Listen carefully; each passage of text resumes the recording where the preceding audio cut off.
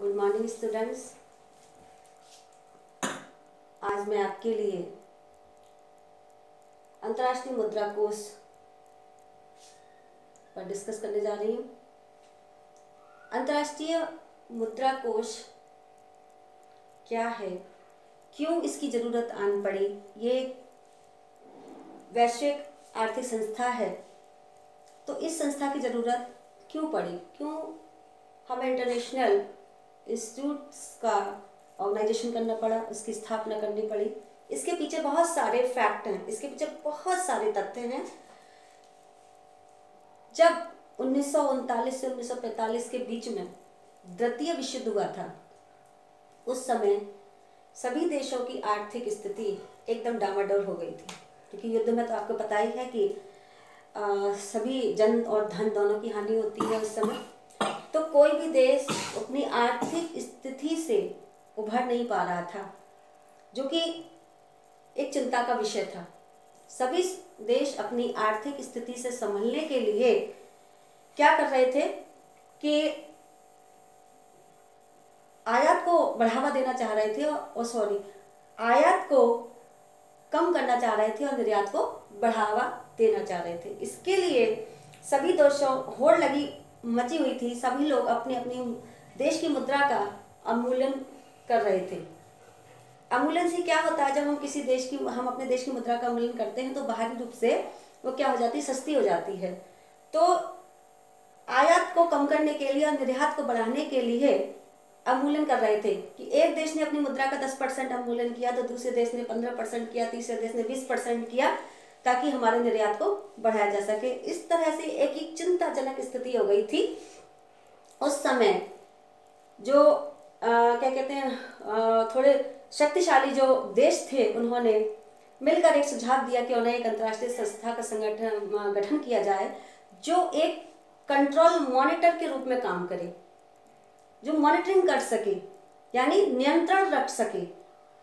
तो उस समय क्या हुआ था कि एक प्रस्ताव लाया गया था। 44 देशों ने मिलकर, एक अमेरिका में एक जगह है ब्रिटेन वुड्स नामक जगह पर 44 देशों ने एक सुझाव पेश किया कि एक अंतर्राष्ट्रीय संस्था को बनाया जाए 1944 में, और 44 देशों ने, जिसमें हमारा भारत भी शामिल था।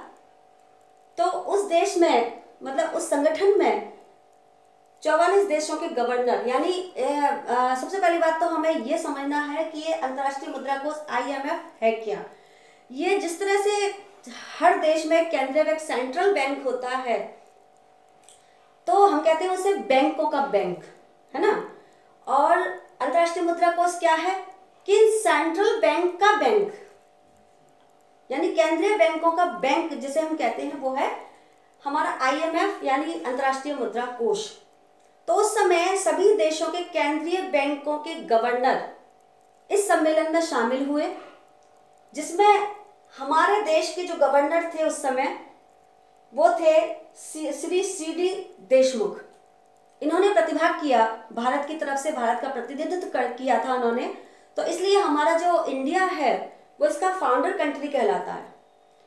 तो प्रस्ताव लाया गया 1944 में, और इसकी जो स्थापना हुई वो हुई 27 दिसंबर 1945 को। 27 दिसंबर 1945 को स्थापना हुई। वास्तविक रूप से इसने जो कार्य आरंभ किया वो 1 मार्च 1947 से किया। तो इसका मतलब हमें एग्जाम की दृष्टि से हमें 3 डेट का याद रखना है। स्पेशली हमें 2 डेट्स तो अवश्य ही याद रखनी है। एक तो 1944 में इसका प्रस्ताव लाया गया और 44 देशों ने ही इसका प्रस्ताव पास किया, और 27 दिसंबर 1945 को इसकी स्थापना हुई।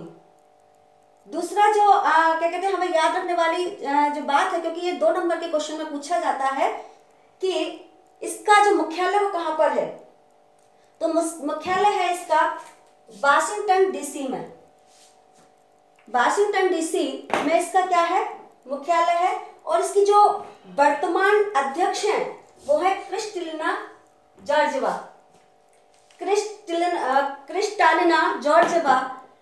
इसकी जो है वो 2019 से इसकी जो है वो अध्यक्ष है ना। सितंबर 2019 को ये बनी है।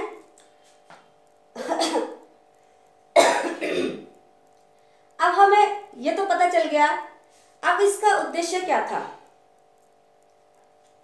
अंतर्राष्ट्रीय मुद्रा कोष की स्थापना के उद्देश्य क्या थे। ये तो संस्था एक बन गई, क्यों बन गई।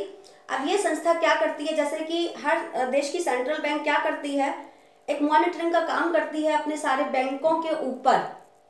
तो इसी तरह से IMF भी जिस अपने सदस्य देशों के ऊपर एक तरह से मॉनिटरिंग का काम करती है, एक विनियामक संस्था है ये, और ये नियंत्रण रखती है अपने सदस्य देशों पर और हेल्प भी करती है। तो इसके उद्देश्य क्या थे कि मैंने बताया कि सभी जो हैं उस समय 1939 से 1945 के बीच के बाद अपनी अर्थव्यवस्था को उभारने में लगे हुए थे और किसी तरह का कोई कंट्रोल नहीं था। तो सबसे पहले इन्होंने क्या उद्देश्य रखा कि विनिमय स्थायित्व, यानी कोई भी अपनी मुद्रा का अवमूल्यन बिना IMF की अनुमति के बिना नहीं करेगा। तो एक पूरे वैश्विक स्तर पर क्या लाना था, स्थायित्व लाना था, विनिमय दर में स्थायित्व लाना था। तो सबसे पहला इसका जो उद्देश्य है वो है विनिमय दर में स्थायित्व। विनिमय दर में स्थायित्व को कोई भी देश अगर अपनी मुद्रा का अवमूल्यन करता है तो उसे परमिशन लेनी होगी IMF से। Okay students. सेकंड है भुगतान संतुलन को ठीक करना, क्योंकि अगर मान लीजिए कि किसी भी देश का भुगतान संतुलन उसके प्रति अनुकूल नहीं है यानी प्रतिकूल है, तो उसका भुगतान संतुलन ठीक करने के लिए ये क्या करता है, उसे आर्थिक मदद करता है। यानी कभी उस समय तो ऐसी स्थिति आ गई थी कि किसी देश का यानी कोई भी देश इतना भी सक्षम नहीं था कि वो अपना देश में एक हफ्ते का भी आयात कर सके, इतना भी पैसा उसके पास नहीं बचा था। तो ऐसी स्थिति में उस भुगतान संतुलन को ठीक करने के लिए या अभी प्रेजेंट में भी किसी देश का भुगतान संतुलन प्रतिकूल हो जाता है तो उसको अनुकूल करने के लिए उसको ये क्या करती है, आर्थिक मदद करती है। तो दूसरा क्या है, भुगतान संतुलन को ठीक करना इसका उद्देश्य है।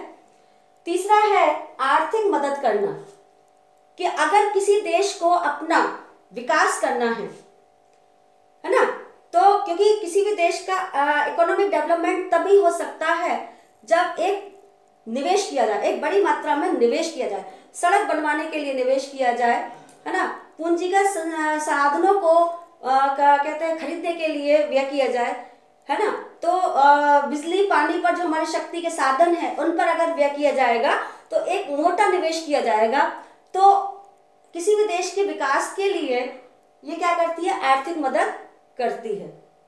तो कहने का मतलब ये है कि अंतर्राष्ट्रीय मुद्रा कोष क्या कहते हैं, एक बहुत ही शक्तिशाली संस्था है जो कि एक नियंत्रण के रूप में कार्य कर रही है।